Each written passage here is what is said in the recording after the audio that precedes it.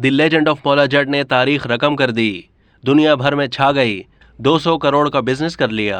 जियो films की पेशकश Encyclomedia और लाचारी फिल्म्स की शाहकार film the legend of Maula Jatt ने रिलीज होने के बाद बॉक्स ऑफिस पर नया संगे मील उबूर कर लिया। The legend of Maula Jatt box office पर 200 करोड़ रुपए से जायद का बिजनेस करने वाली पहली पाकिस्तानी फिल्म बन गई है।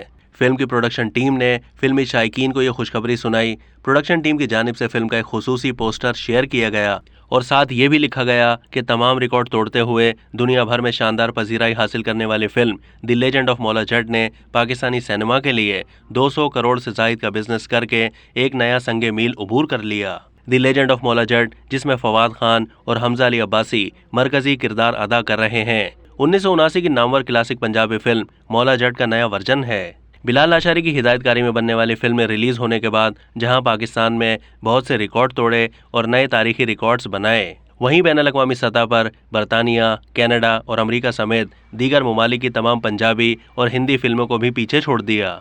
अब तक के लिए इतना ही। मज़ीद मालूमात के लिए डेली जंग के यूट्यूब चैनल को सब्सक्राइब कीजिए।